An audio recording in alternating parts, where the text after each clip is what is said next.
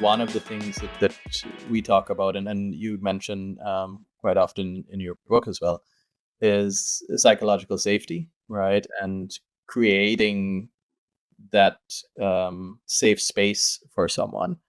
But it's something but just like you said, we talk about it a lot, but it's kind of hard to achieve, or it makes it seem as if it's hard to achieve. Yeah. What do you think are some of the easiest things that leaders could do to create a safer space that builds that trust that someone needs within the team and within an Yeah, organization? well, I think a couple things. I was just reading some interesting research on this maybe a month or so ago, and I think there's two big barriers the way I see it. And the one is one I hadn't seen until this research revealed it. The first barrier I think is a misunderstanding of what psych safety means, right?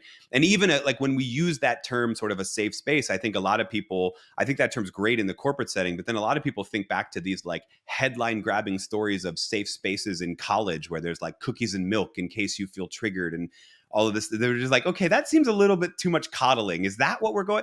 And then you end up with a lot of leaders who just reject the concept entirely, right? Which is, again, not what we're talking about. We're not talking about blanket amnesty for underperformance. You're never going to be challenged or pushed. We're not even talking about you're never going to hear an idea that makes you uncomfortable. What we are talking about is when you see something you disagree with or that makes you uncomfortable, that you see as a problem, you feel respected enough to speak up and point it out, right? And in doing so, slightly change the culture and to have that conversation, right? And that word respect is probably the other thing I think we get wrong. Is the way I see psychological safety. If you look at Amy Edmondson's original research, and her definition is she calls it this climate of mutual trust and respect. And I think those two things are reciprocal. In other words, you can build as much trust on a team as you want. You could do the trust falls. You could take a personality test. You could do whatever it takes to sort of bring somebody together. You do all of that in the service of getting someone to take an interpersonal risk, like speaking up because they see something they disagree with or that they find uncomfortable, right? But it could also be just sharing a new idea that seems sort of out of the box. It could be talking about a failure. It could be all of these different things that are interpersonally risky, right? That might risk judgment or atmosphere in a dysfunctional environment that maybe people have past trauma and past baggage for, might make them feel uncomfortable. You build trust to get people to take that risk. If you don't know how to respect people on the other side of that risk, then their trust is going to diminish. We've all had this situation in our career. We spoke up to point out some great idea that we were really proud of, or to point to something that we saw as wrong, and we got shot down immediately. And what happened right after we get shot down? We don't trust that person or that team as much anymore. So there's a reciprocal thing at play. And I think a lot of leaders don't pay enough attention to the respect side. And I get it because it's hard, right? Like it's hard to demonstrate active listening and respect and consideration when someone's disagreeing with your idea. It's hard. I get it.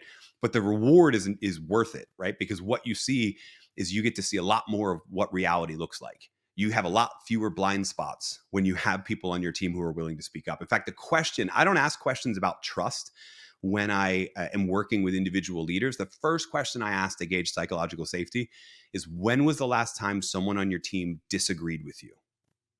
And how did it go? If they can't remember Yeah. a time, we've got a huge problem. But if they can, I want to know, what did you do? What was your response? Right? Did you immediately go to defend your idea, or did you hear them out and listen to them? You don't have to agree with them in the end, but you do have to give them, to use your word, you do have to give them a safe space to get that idea out there without that risk of judgment, if you want to keep your team honest and sharing the beautiful diversity of all of their opinions. So you have to pair that sense of trust with that sense of respect. Awesome, awesome. I mean, what are like two quick actionable things that leaders could do to be able to build that safe space though? Yeah. I Okay. know you So mentioned active listening, so I mean that's the start. Listen, and then Well, so okay, what let's not next? actually make that the start, right? You asked for two, so we'll go trust and we'll go respect, right? Because of the reciprocal nature. On the trust side, I think the best thing leaders can do is be willing to be vulnerable themselves. And when I say vulnerability here, I don't mean deep Brene Brown levels of vulnerability. That's great if you can get there. For most people, that's way too much information. Like, you don't have to, when you're done listening to this episode, you don't have to go tell your whole team that you feel like your parents never loved you. You don't need that level of vulnerability, right? But talking about your own mistakes, talking about your own oversights, or even just, I mean, for leaders, one of the most powerful things you can say is, I don't know. What do you think? Mm, Because you're a leader, you're supposed to have all the answers, right? But when you are actually willing to say, like, okay, I'm at a loss here. Who can help me figure this out? What you're doing is demonstrating that you're willing to talk about your own weaknesses, your own knowledge gaps, et cetera, and invite that team in. And that's an act of trust in and of itself. You're telling the team that you trust them by being willing to be that vulnerable, right? So that's the vulnerability side. And then we'll go to the active listening side. But again, I think it's important to talk about this from a respect standpoint. Active listening doesn't necessarily just mean like we all took that COM 101 class or that initial training and we're active listening. That means eye contact. Like, well, first of all, how do I do eye contact when all of my employees are on Zoom? Like, how do I do that? What active listening really means is that you've convinced the person you're there to hear what they have to say and not just think about what you're going to say in response, right? So, okay, eye contact and nods and nonverbals are a part of that. But the far more important thing is to make sure that when they're done speaking, you don't just jump into their advice. You take a second and circle back for understanding to make sure we're actually aligned. Hey, what I hear you saying in all of that is this, or it sounds like the crux of the issue is this. Did I get that right? And then after you've checked for understanding, explore the idea even more. Tell me more about that. What have you tried? What do you think is the cause of this? Right? What are your ideas about why this is happening? Because here's the other thing. If you don't already have a lot of psych safety on your team, then most of the time when people are coming to you with problems, for example, or with any of these sort of interpersonal risks, they're not coming to you with the real problem.